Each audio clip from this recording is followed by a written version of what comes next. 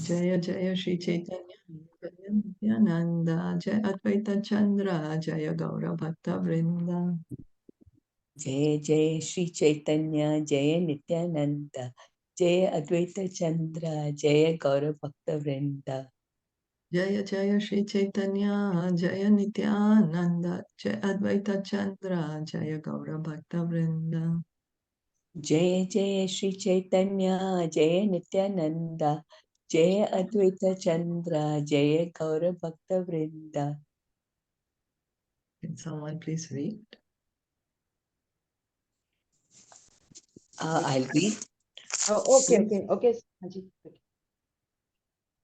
If, however, we accept the import of the Upanishads directly, it is clear that the Supreme Personality of Godhead is a person with unlimited potency.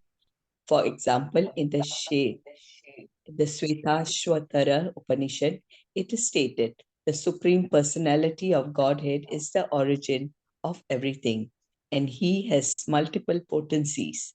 The Supreme Personality of Godhead is transcendental to the cosmic manifestation.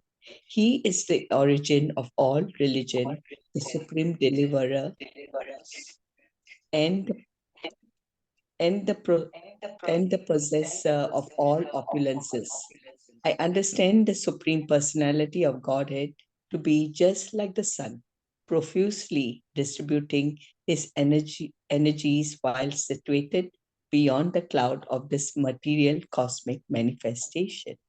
He is the master of masters, and he is the supreme of supremes. He is known as the greatest Lord, the personality of Godhead. His multiple potencies are variously distributed. Also, the Rig Veda 1.22.20 states that Vishnu is the supreme and that saintly persons are always anxious to see his lotus feet. And in the Aitareya Upanishad, it is stated that the cosmic manifestation came about when the Lord glanced over the material nature 1.1.1 to 2. This is confirmed by the Prashna Upanishad 6.3. So Lord Chaitanya is giving so much evidence that the Supreme Lord is proclaimed in all the Shastras that he's a person. It's not said that the Supreme Lord is impersonal, that he is just a light. He's always referred to as he, never it. If the Lord was a light, he should be referred to as it, right? Always he's saying he has multiple potencies. He is the origin of everything. He is transcendental. He is the origin of religion. Means he's created religion. The origin of religion means he's the one from whom religion has come. Everything has come. All opulences have come.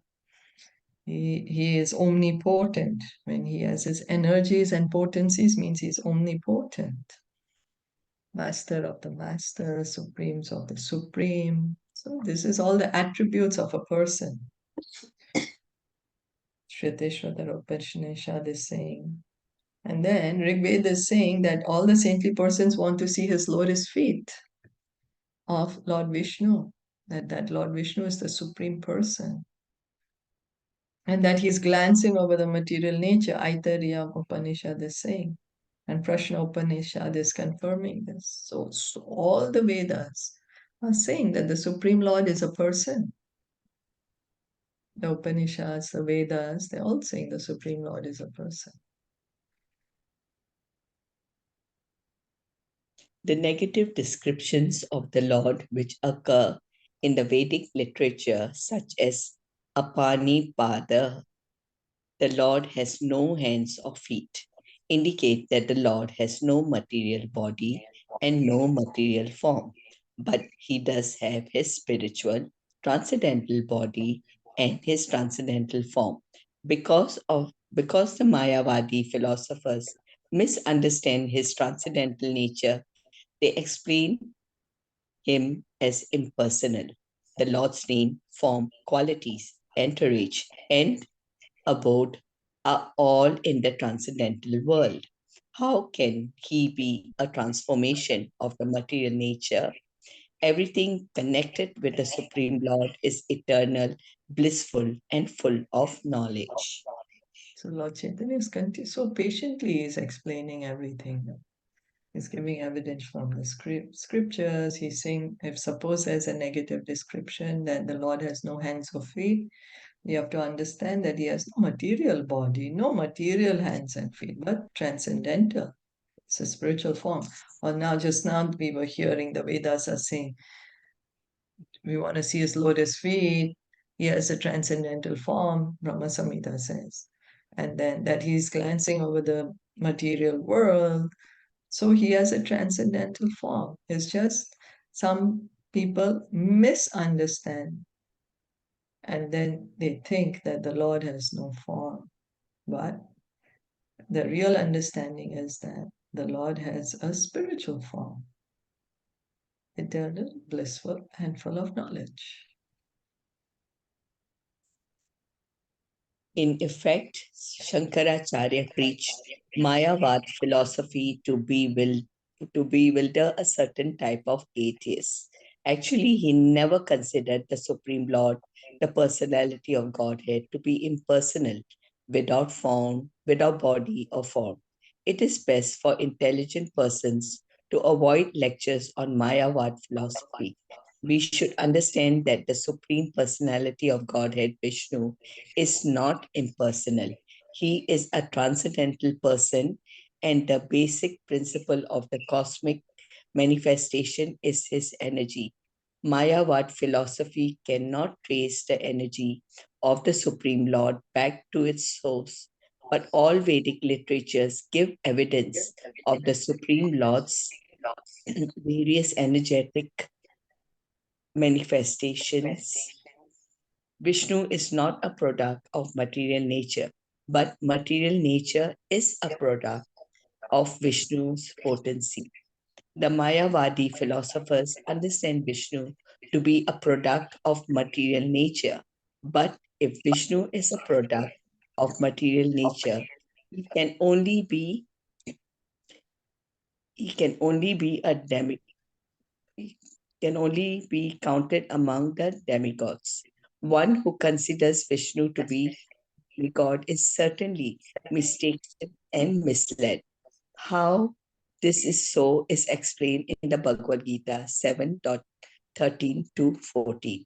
Deluded by the three modes of material nature, the whole world does not know me, who am above the material nature and inexhaustible.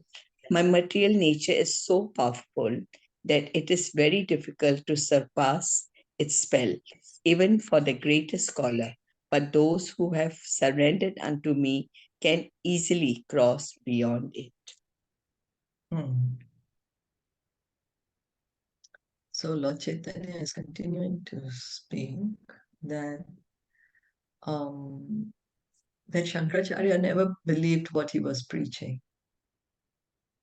He knows that the Supreme Lord is a person because Shankaracharya is an incarnation of Lord Shiva. Lord Shiva is a pure devotee of Krishna. So he can never himself believe that Krishna has no form. He knows Krishna is a form. He has seen Krishna's form. This is just to, as I said, bewilder some people. So Lord Chaitanya is continuing to say that we have to understand that God, he is a transcendental person. He's a transcendental person. And where is this material world coming from? That is his energy.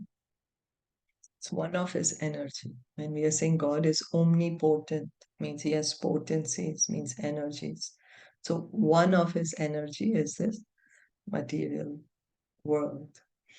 What happens is when people say that, when people start thinking that God has no energy, then they get bewildered that, oh, where did this material world come from then? And then they also get bewildered and start thinking that God's form is material. Because then they start thinking that, oh, this material energy is the most powerful. But then that's wrong itself. You know? Because how can material energy be the most powerful? And Krishna is saying in Bhagavad Gita that all this is happening because we are bewildered under the three modes of material nature. They put us in illusion. This is the illusory work of Maya Devi. But if we really want to understand the truth, we simply surrender to Krishna and we can understand the truth. Devi hiya Shakunamaya, who says, Mama Maya Doratya, because she's his energy. So, like when the owner, Prabhupada would give the example that the dog is there, the dog is barking and barking, going to bite someone. But if the owner tells the dog, hey, keep quiet, come back, immediately the dog will keep quiet. Similarly, the material energy, she's Krishna's. She listens to his orders. So when he says, hey, back off from this person, then she backs off. She lets him go. She lets that person go under the orders of Krishna. So if we at all want to get out of this material world, we simply have to surrender to Krishna. Surrender to Krishna. Begins by hearing and chanting about him. And it's Krishna's promise. Those who surrender unto me can easily cross beyond it. Simply have to have faith in Krishna's words. Any comments or anything to add?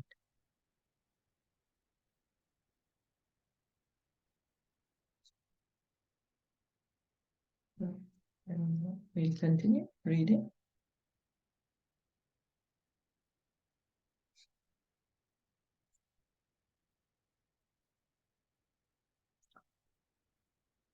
Haribol, Sneha. Oh, sorry, I was on mute. Yeah. It's all right. Chapter 20, the goal of Vedanta study. It is concluded that Lord Krishna or Vishnu is not of this material world. He belongs to the spiritual world. One who considers him to be a demigod of the material world is a great offender and blasphemer. Lord Vishnu is not subject to perception by material senses, nor can he be realized by mental speculation.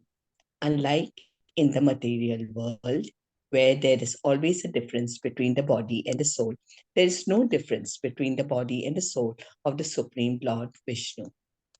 So now Lord Chaitanya is giving the conclusion of the Vedanta, conclusion of the Vedas. Lord Krishna, his form is transcendental. It's not material. He belongs in the spiritual world.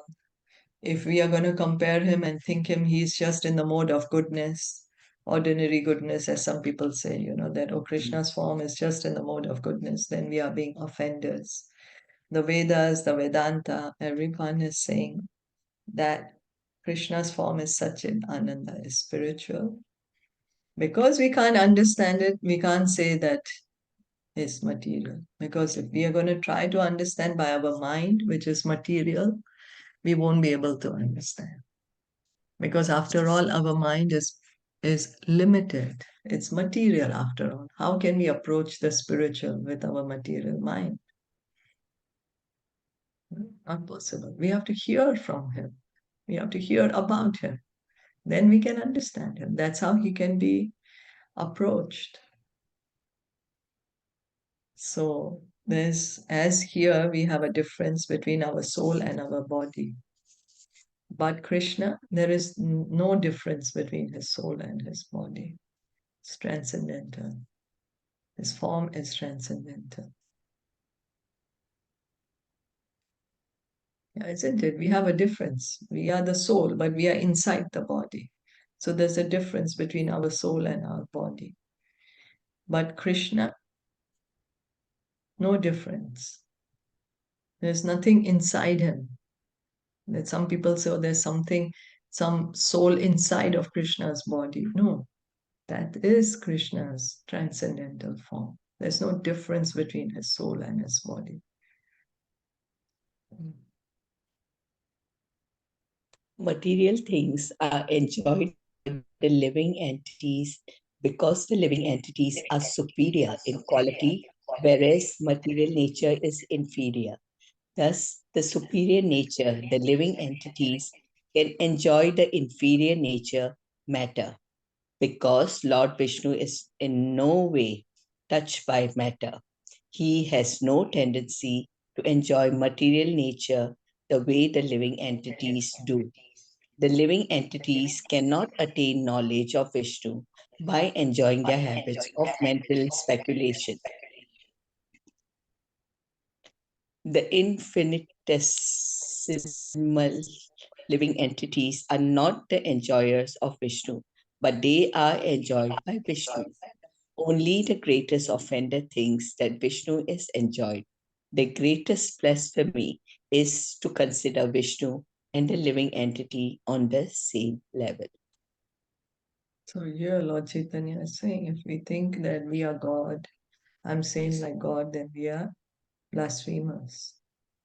We cannot think like that. The Supreme Lord, no one is equal to or greater than him. No one. Sure, we are superior than the material energy. That's why we are able to enjoy her. Whoever is superior is going to control the inferior. And that's what we are always trying to do. We are trying to control this material nature, no? Isn't it? Yeah. So, because we are superior to material nature, we'll make a car and then we'll sit in the car and drive it. Something like that. But Lord Vishnu never wants to do that. He's never touched by matter. He has no need to. He has spiritual cars. He doesn't need a material car. He has a spiritual.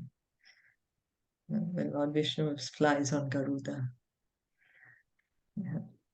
So, anyway, if we at all want to hear, if we want to understand the Supreme Lord, we have to hear about him from the devotees. We cannot know about him by just not hearing about him and imagining something in our mind. Our conclusion will for sure be wrong, won't be correct. Yeah, and it says that Krishna, Lord Vishnu, is the enjoyer and we are the servitors, right? Yeah, yeah. Infinitesimal living entities are not the enjoyers of Vishnu. We think we can, but we have this enjoying mentality, right? We are going to enjoy the material world. We are going to enjoy the material world. But we are actually servitors, as you rightly pointed out. The way we can actually be happy is when we revive this mood of service, mood of serving the Supreme Lord. Then we can be happy. Then we can really enjoy. When we serve, we have that experience also, isn't it? For example, we say, oh, I want to enjoy myself. We'll go and enjoy it in whatever way one thinks. Somebody may enjoy in a X way, somebody may enjoy in a Y way, whatever it is. But when we do something for another person, it really makes us feel happy. I don't know if you all have experienced that. Yeah, because you see the other person is happy for Exactly. what you did for And that person. yeah, and seeing that person happy, we feel happy, no? Happy, yes. Yeah. Right. So in service, whenever we are serving another, we feel happy. Yeah. So this service attitude we have to apply to Krishna. The original Krishna. one is with Krishna. Yeah. And when we serve Krishna, we automatically serve everyone. So yeah, we have experienced it actually. We try to enjoy, but don't feel that happy as when we can make another person happy. If you want to be happy, make others happy. That's what the Sadhu Aswani and Dadanand always mention the quote. That if Yes, you want to be yes, happy, make others happy. yes, that's right.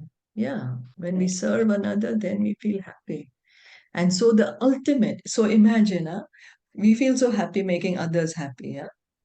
Now, and so now if we can try to make Krishna, if we can try to serve Krishna, imagine, then he's the Supreme Lord, unlimited. He feels so much bliss. So how much bliss we will feel?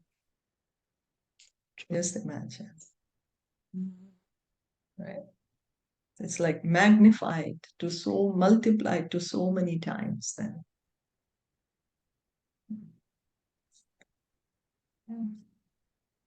The supreme absolute truth, the personality of Godhead, is compared to a blazing fire, and the innumerable living entities are compared to sparks emanating from that fire.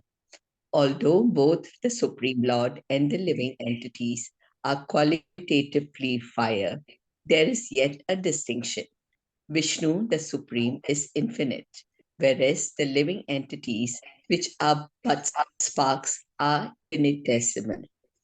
The infinitesimal living entities are emanations from the origin infinite spirit.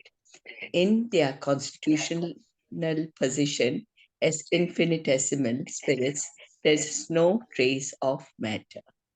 So the Vedas are giving us this example that is compared to a blazing fire, the supreme absolute truth. And we, each of us, is like a tiny spark of that fire. Now, the spark also has heat and light. The blazing fire also has heat and light. But the size is completely different. Same. We are also Sachidananda because Krishna is Sachidananda. But our size is completely different. We are infinitesimal, 1/10,000 tip of a hair. But the Supreme Lord, He is infinite, unlimited.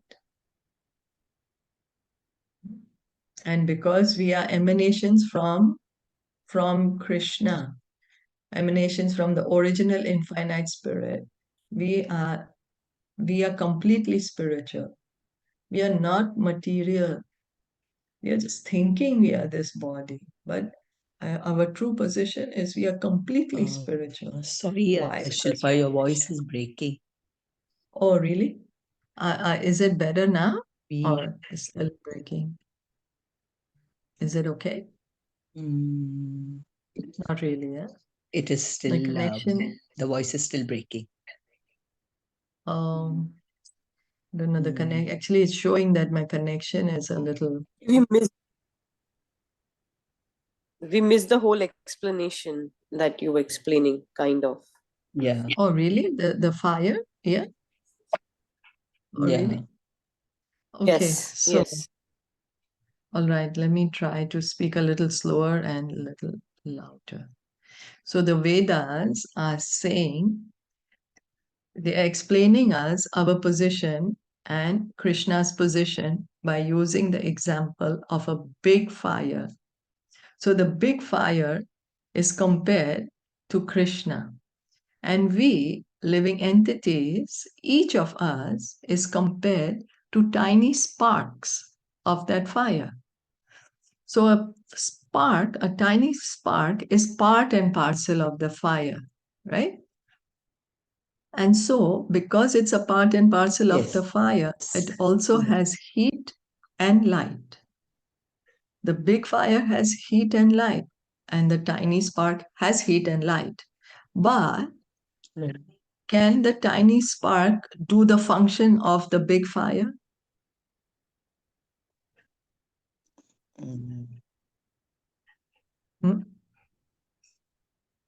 Cannot, right?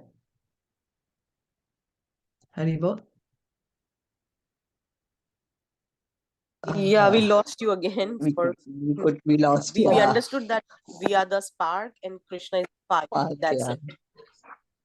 Yeah, and then the size, let me try to go it in another place, but the size is different. So the big fire has heat and light, is that right? Yes. Huh. So now, because the sparks are part of fire, do they have heat and light? They have heat and light. Same, right? Yes. Yes. So now, Yeah. but can we say that the amount of heat and light in the spark is same that of the big fire? No, it's not the We same. cannot, right? Because Yeah. that's the position. Yes. Similarly, our position is we are part and parcel of Krishna, but we are infinitesimal. Our size is very tiny, whereas Krishna is unlimited. So we do not have that same capability as he has. Just like a tiny spark does not have the same capability as the big fire, right? Sure, it's Right. part and parcel of the fire, but it cannot do the work of the big fire, isn't it? Yeah. So that is our Yes. position. We are part and parcel of Krishna. We have same qualities of Krishna. We are spiritual, but we don't have his capability. We cannot come, what he can do, we cannot do those things. We cannot do. Yeah. Yeah, that's what that's been trying to say. And that because we are part and parcel of him, we are completely spiritual. We are not material at all. We are not material, we are completely spiritual. That's why it says there's no trace of matter. We are not Sachit material. Anand. Satchidanand. Yeah, completely spiritual. That's our position. Haribo? Haribo? Haribol. Haribo? Yeah, sorry, I got disconnected. My connection is not very good, Yeah, actually. Haribol. Yeah. So maybe we can stop here for today. Let's stop here. Yes, yeah. Yeah, we'll stop here. Because it's not Thank that you clear. so much. Right. Yeah. Yeah. Chaitanya Mahaprabhu ki, Jai Srila Prabhupada So ki. tomorrow we'll Jai. have, right? Krishna.